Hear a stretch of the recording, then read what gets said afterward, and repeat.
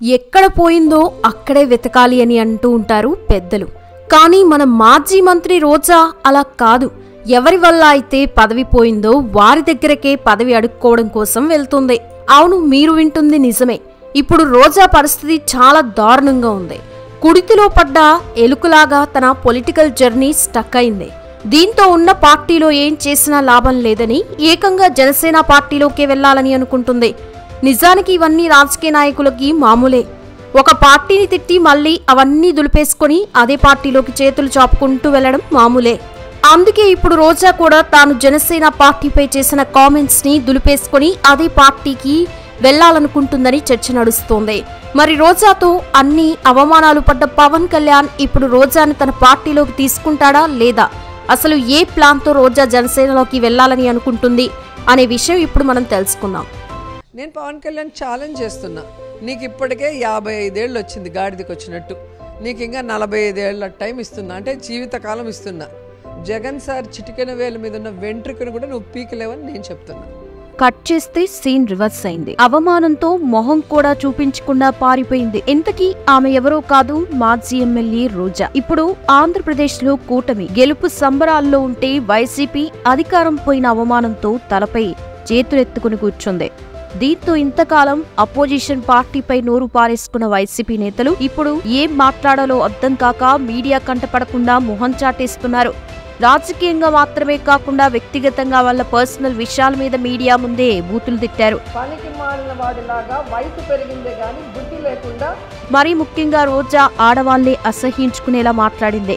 అయితే ఇప్పుడు మాత్రం తల ఎక్కడ పెట్టుకోవాలో తెలియక నానా తంటాలు పడుతుంది. పైగా రోజా పొలిటికల్ ఫ్యూచర్ కూడా ఏమవుతుందో అర్థం కాని సిచ్యువేషన్ ఇది.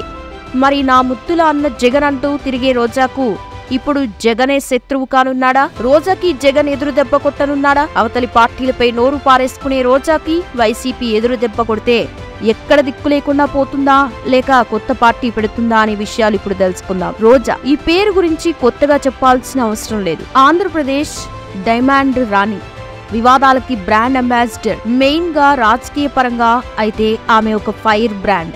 నోరు తెరిస్తే చాలు పచ్చి బూతులు. జగన్ సార్ చిటికెన వేల మీద ఉన్న వెంట్రుకను కూడా నువ్వు పీకలేవని నేను చెప్తున్నా.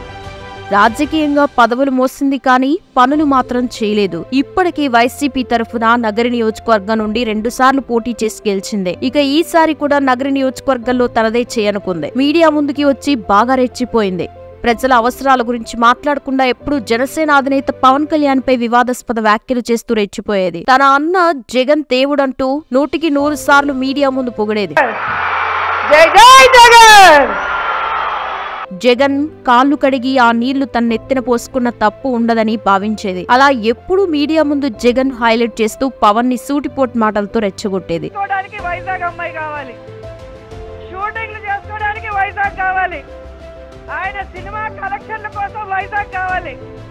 అంతేకాని ఏ రోజు కూడా ఆమె తన పదవి బాధ్యతల గురించి మాత్రం మాట్లాడలేదు. అలా 1-2 సార్లు బాధ్యతల గురించి ఏదో మాట్లాడిన సందర్భాలు ఉంటే మాత్రం వేల మీద లెక్క పెట్టుకోవచ్చు. ఇక మొన్నటి వరకు కూడా, అంటే ఏపీ అసెంబ్లీ పార్లమెంట్ రిజల్ట్స్ వచ్చే ముందు వరకు మీడియా ముందుకి తెగించి మాట్లాడింది. జగన్ ని ఎవ్వరు ఓడించలేరని ఇలా ఎన్నో రకాలుగా మాట్లాడే అపోజిషన్ వాళ్ళకి సవాల్ విసిరింది.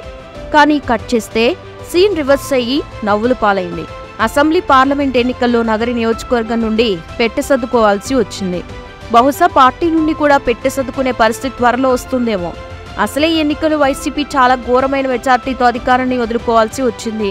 దీంతో రోజా ఫ్యూచర్ ఏంటి అనేది ఇప్పుడు బాగా చర్చనీయాంశంగా మారింది. పైగా రోజాకి ఇప్పుడు బాగా వ్యతిరేకం అనేది రెట్టింపు పెరిగింది. ఇప్పటికీ రోజాకి సొంత పార్టీలోనే వ్యతిరేకం ఉంది. నగరి నియోజకవర్గ ప్రజలు రోజాపై దారుణంగా కామెంట్స్ చేస్తున్నారు. 10 ఏళ్లుగా ఉన్న శని పీడ విరగడైందని అంటున్నారు. గతంలో వైసీపీలో కొందరు నేతలు రోజా వల్లే రాజీనామా కూడా చేశారు. ఇక తాజాగా రోజా ఓడిపోవడంతో వైఎస్ఆర్సీపీలో వ్యతిరేక వర్గమైన కేజే శాంతి కూడా ఒక పీడ పోయిందంటూ వీడియో కూడా రిలీజ్ చేసింది. నిజానికి అధికారంలో ఉన్నప్పుడే రోజా పార్టీ నేతల్ని పట్టించుకోలేదు. ఆ విషయం అందరికీ తెలిసిందే. అలాంటిది ఆమె ప్రజలని ఏం పట్టించుకుంటుంది చెప్పండి. ఇప్పటికీ నగర నియోజకవర్గంలో వైసీపీలో రోజా వర్సెస్ రోజా వ్యతిరేక వర్గం మధ్య బాగా వార్ జరుగుతోంది.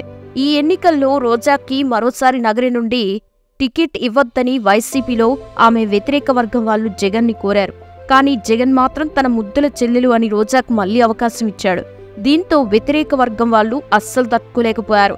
రోజా చేస్తున్న మోసాల గురించి బయట పెట్టారు. దీంతో రోజా వల్ల కొందరు పార్టీకి రాజీనామా చేశారు కూడా. అయితే ఇప్పుడు రోజా నగరి నుండి పోటీ చేసినా కూడా ఓడిపోవడంతో వైసీపీలో ఉన్న రోజా వ్యతిరేక వర్గం వాళ్ళు సంబరాలు చేసుకుంటున్నారు. అయితే పార్టీ నేతలు చెప్పినా కూడా జగన్ వెనుక రోజాకు మళ్లీ టికెట్ ఇవ్వడంతో ఇప్పుడు జగన్ కి కూడా రోజా గురించి అర్థమైందని తెలుస్తోంది. ఎందుకంటే రోజా నగరి పాలన బాధ్యత చేపట్టగా ఆ సమయంలో అక్కడి ప్రజల్ని రోజా బాగా టార్గెట్ చేసిందే. అంతేకాదు బ్లాక్మెయిల్ రాజకీయాలు కూడా చేసిందే. దీంతో ఈసారి ఎన్నికల్లో నగరి ప్రజలు రోజా చేసిన మోసాల్ని దృష్టిలో పెట్టుకుని పెట్టెసద్ది వరి పంపించారు. ఇప్పటికే వైసీపీ నుండి కొందరు నేతలు టీడీపీ జనసేనలోకి వెళ్తున్నారు. కానీ రోజాకి అవకాశం లేదు. ఎందుకంటే ఆమె ఆ పార్టీ నేతలపై అంతలా నోరు పారేసుకుంది కాబట్టి ఆమెకు అక్కడికి వెళ్లేంత ధైర్యం కూడా లేదు. ఇక సచ్చినట్లు ఆమె వైసీపీలోనే జగన్ జపం చేసుకుంటూ ఉండాలి.